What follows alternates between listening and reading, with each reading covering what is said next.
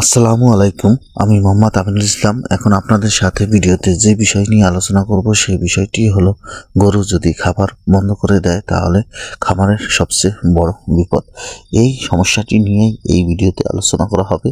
আমার এই ভিডিওটি যদি আপনাদের একটু ভালো লেগে থাকে তাহলে প্লিজ লাইক, শেয়ার, কমেন্ট এবং সাবস্ক্রাইব করবেন। আপনাদের কোনো বিষয়ে যদি প্রশ্ন থাকে তাহলে আমাকে কমেন্ট করবেন, আমি পরবর্তী ভিডিওতে সেই বিষয়ে উত্তর দিয়ে দিব। ভিডিওতে যে গরুটি দেখতে পাচ্ছেন এই গরুটি হলো ডেলিভারির আর মাত্র 5 থেকে 10 দিন সময় বাকি আছে, কিন্তু এই সময় গরুটি এসে খাবার বন্ধ করে দিচ্ছে। এরকম অবস্থায় যদি গরু খাবার বন্ধ করে দেয় তাহলে আপনারা না বুঝে কোনো প্রকার ট্রিটমেন্ট করবেন না। নিকটস্থ প্রাণী চিকিৎসকের পরামর্শ অনুযায়ী গরুটিকে ঔষধ খাওয়াবেন বা ট্রিটমেন্ট করবেন, তাহলে আপনার খামারে সবচেয়ে উপকার হবে এবং আপনার খামারে কোনো প্রকার ক্ষতি হবে না। আর আপনি যদি না বুঝে ট্রিটমেন্ট করেন তাহলে হতে পারে অনেক ধরনের সমস্যা। এই গরুটির সমস্যার মধ্যে যে সমস্যাগুলো দেখা যাচ্ছে যে গলার নিচে হালকা একটু ফোলা রয়েছে এবং এই গরুটি খাওয়া দাওয়া বন্ধ করে দিয়েছে এবং গরুটির একটি বানেও সমস্যা দেখা দিয়েছে, যে হালকা একটু ফুলার মতন দেখা যায় বা লালচে ভাব দেখা গেছে, কিন্তু আসলে এই গরুটি ম্যাস্টাইসের কোনো আক্রান্ত হয়নি। গরুটি শুয়ে থাকার কারণে ওলানে চাপ খাওয়ার কারণে একটা বান হালকা একটু লালচে হয়ে গেছে, কিন্তু এটা কোনো প্রকার ম্যাস্টাইস না। এই ম্যাস্টাইজের সমস্যা বুঝে আপনি যদি ট্রিটমেন্ট করেন তাহলে আপনার গরুটির সবচেয়ে বড় সমস্যা হবে, কিন্তু আপনার গরুটির সব ধরনের সমস্যা আপনার খুঁজে বের করতে হবে যে গরুটি কেন খাবার খাওয়া বন্ধ করে দিয়েছে।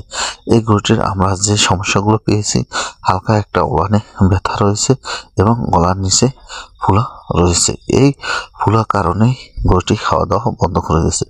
এই গলার নিচে ফোলাটি হয়ে থাকে সাধারণত ঠান্ডার কারণে এবং বেশি ফুলে গেলে এটা একটি কৃমির কারণে হয়ে থাকে। আপনার খামারের গরু যদি এরকম সমস্যা হয়ে থাকে তাহলে বুঝতে হবে যে আপনার গরুটির কৃমি আক্রান্ত ছিল এবং এর সাথে সাথে ব্যাকটেরিয়া ইনফেকশন হয়েছে, এ কারণে গলা ফুলে গেছে, ঠান্ডা লেগেছে। এই জন্য আপনারা সবসময় বুঝে শুনে ট্রিটমেন্ট করবেন, আর বুঝে শুনে যদি ট্রিটমেন্ট করেন তাহলে আপনার গরুটির কোনো প্রকার ক্ষতি হবে না এবং আপনার গরুটি দ্রুত সুস্থ হয়ে যাবে।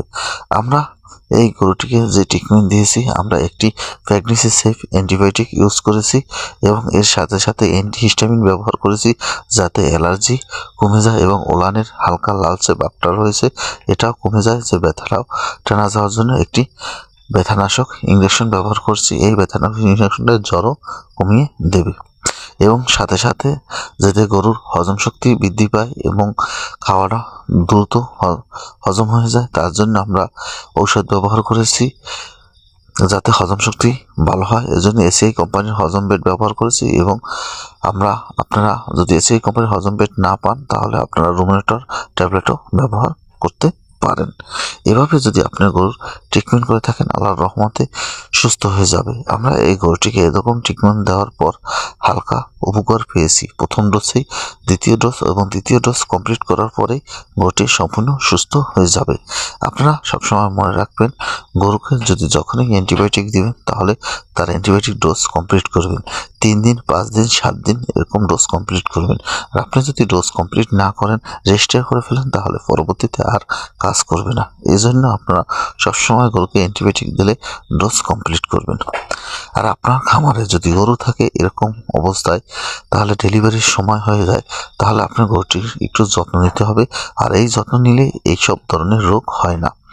আপনার গরুটি এখন যেহেতু ঠান্ডাকাল তার জন্য গরুটিকে যাতে গরম থাকতে পারে এর জন্য চারদিকে বাতাস ঢুকতে না পারে এজন্য বেড়া দিতে হবে এবং গরুর ফ্লোরে ম্যাট লেসে দিতে হবে, সে সাথে যাতে না থাকে। সবসময় পরিষ্কার পরিচ্ছন্ন রাখতে হবে, কেননা গরু ডেলিভারির আগে ম্যাস্টাইস হওয়ার সম্ভাবনা থাকে যে গরু দুধ বেশি দেয়। তাই আপনার সবসময় মেজে যদি পরিষ্কার না রাখেন, শেষেতে থাকেন, মেজের অবহেলার কারণে গরুর ম্যাস্টাইস হয়। তাই গরুকে আপনার মেঝেটা সবসময় পরিষ্কার করে রাখতে হবে, তাহলে আর গরুর ম্যাস্টাইস হবে না এবং বারে বারে জীবাণুনাশক দিয়েও অনেক সময় ওলান পরিষ্কার করে দিতে হবে, তাহলে আপনার গরুটির ম্যাস্টাইস হবে না। এবং অনেক সময় দেখা যায় যে গরুর যে কোনো সময় ম্যাস্টাইস আসতে পারে বা যে গরু দুধের চাপ বেশি থাকে সেসব গরুকে সবসময় এরি3 অথবা সেলিলিয়াম খাইয়ে রাখবেন, তাহলে ডেলিভারি ভালো হয় এবং ম্যাস্টাইসও কম হয়। এছাড়া আপনারা ম্যাস্টাইসিসের জন্য যে কোনো কোম্পানির একটি পাউডার খাওয়াই রাখতে পারেন, যেমন ম্যাস্টাইসিস 29 অথবা নো ম্যাস্টাইস, এরকম যে কোনো একটি ঔষধ খাওয়াই রাখলে ভালো হয়। কেননা এটা 1 থেকে 2 চামচ, এটার সঠিক বেশি ডোজ করা দরকার নেই। তাহলে আপনার গরুটির যে দুধের চাপটা থাকে এটা হালকা টেনে থাকে এবং গরুটির ম্যাস্টাইস হওয়ার সম্ভাবনা কমিয়ে দেয়। গরুর যেহেতু আপনার গাভীন, এমন অবস্থায় গরুর দুধ নামাতে পারবেন না বা দোয়ানো সম্ভব নয়।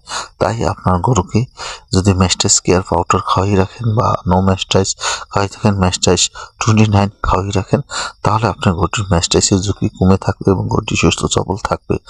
এভাবে আপনি কন্টিনিউ করে রাখতে পারেন।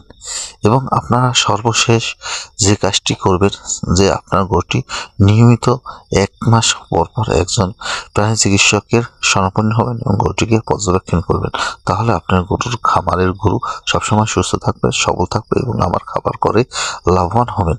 আমার এই ভিডিওটি দেখে যদি আপনাদের একটু উপকারিত হন, তাহলে প্লিজ লাইক, শেয়ার, কমেন্ট এবং সাবস্ক্রাইব করবেন। আপনাদের কোনো বিষয় যদি প্রশ্ন থাকে তাহলে আমাকে কমেন্ট করবেন এবং পরবর্তী ভিডিওতে আমি সেই বিষয়ে উত্তর দিয়ে দিব। আমার এই ভিডিওটি ভালো লাগলে প্লিজ লাইক, শেয়ার, কমেন্ট এবং সাবস্ক্রাইব করবেন।